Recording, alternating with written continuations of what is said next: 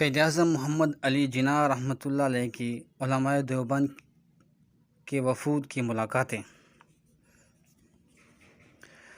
24 دسمبر 1938 کو پٹنہ میں ایک علاقہ ہے، اس میں مولانا سید مرتضیٰ، حسن چاند پوری، مولانا محمد شفیع، مولانا شبیر علی تھانوی، مولانا عبدالجبار، مولانا عبدالغنی اور مولانا معظم حسین امروہی رحمہم اللہ تعالی، ان کی ملاقاتیں ہوتی ہیں قائد-اعظم محمد علی جناح سے، جس میں مختلف کاموں کے اوپر ان کا تبادلہ خیال ہوتا ہے۔ اور مزید یہ ہے کہ قائد-اعظم محمد علی جناح کو یہ نماز پڑھنے کی تلقین کرتے ہیں۔ قائد-اعظم محمد علی جناح نے فرمایا ہے کہ میں گناہگار ہوں، خطاوار ہوں، آپ کو حق ہے کہ مجھے کہیں اور میرا فرض ہے کہ میں اس سے سنوں۔ سبحان اللہ، کیسے شوق تھا ان کا۔ میں آپ سے وعدہ کرتا ہوں کہ آئندہ میں نماز پڑھوں گا۔ دوسرا وفد 12 فروری 1939 کو مولانا شبیر احمد عثمانی کی زیر قیادت دہلی پہنچتا ہے، جس میں مولانا محمد شفیع، مولانا شبیر علی تھانوی اور بھی بہت سارے علماء شامل تھے۔ انہوں نے ان کو افہام اور تفہیم کے ماحول میں قائد-اعظم پر یہ بات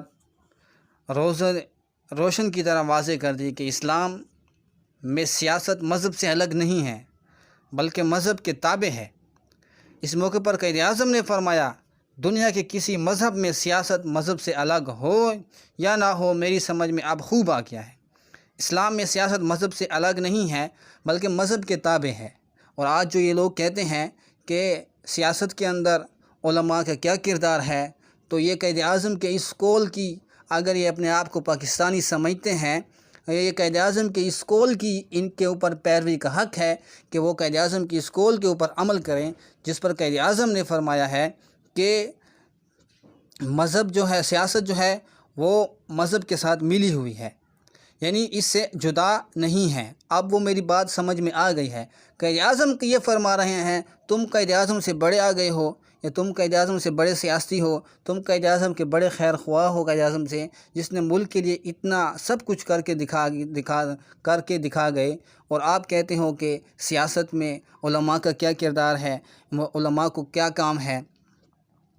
اور اپنے عقلوں کو ٹھیک کرو اور اپنے خیالوں کو قائد-اعظم کے اس قول کے اوپر لے آؤ کہ قائد-اعظم نے کیا فرمایا تھا۔ اس کے بعد بھی ان کی آپس کے اندر ملاقاتیں ہوتی رہیں۔ قائد-اعظم محمد علی جناح مولانا شبیر علی تھانوی سے انہوں نے فرمایا کہ آپ تو کبھی کبھی تشریف لاتے ہیں، مجھے حضرت تھانوی کی باتیں مجھے سمجھاتے ہیں، علماء میرے پاس بہت آئے، مگر سب مجھ سے موجودہ سیاست میں بات کرتے ہیں، جس سے وہ حضرات ناواقف ہیں اور میں مذہب سے ناواقف ہوں۔ حضرت تھانوی نے ایک مرتبہ بھی کسی سیاسی امر میں گفتگو کے لیے نہیں بھیجا۔ مجھے آپ کے ذریعے سے خاص مذہبی معلومات ہوتی ہیں اور جگہ نصیب نہیں ہوتی ہیں جو آپ سے ہوتی ہیں۔ اگر آپ کو کچھ اور کہنا ہو تو بیٹھ جائیے، مجھے کوئی جلدی نہیں ہے، میں بڑے شوق سے سنوں گا۔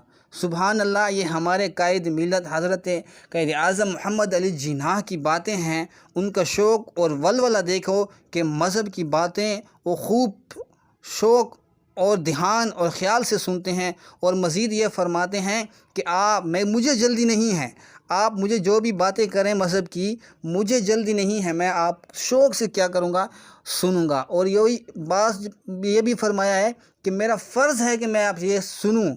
اور آج کل جو ہے معاشرے کے اندر یہ بات پھیلائی جا رہی ہوتی ہے کہ علماء کا، مولویوں کا سیاست کے اندر کیا ہے، بلکہ وہ مسجد میں بیٹھ جائیں، ان کا یہ کام ہے پڑھنا اور پڑھانا۔ حالانکہ سیاست کام ہی مذہب والوں کا ہے، جس کو مذہب کا پتہ ہے صحیح طرح سے، تو وہ سیاست کرنے میں مزید آگے لوگوں کی رہنمائی بھی کرے گا اور سیاست میں بھی وہ آگے ہوگا۔ اسی لیے ہم اپنے دماغوں کو، اپنے خیالوں کو قائد-اعظم محمد علی جناح کے ان اقوال کے اوپر لے آئیں اور اس پر عمل کریں کہ قائد-اعظم جو ہمارے قائد ملت تھے، ملک کے پاکستان کے بانی تھے، انہوں نے کیا کر کے دکھایا اور اپنے آپ کو علماء کے تابع رکھا۔ آج ہم علماء سے تابع تو درکنار ان کے خلاف باتیں کرتے ہیں۔ اللہ پاک ہمیں اس گھنونی حرکت سے اور اس قسم کے گناہوں سے محفوظ رکھے، اور اللہ پاک ہمیں سچا پاکستانی اور علماء کی قدر کرنے والا بنائے۔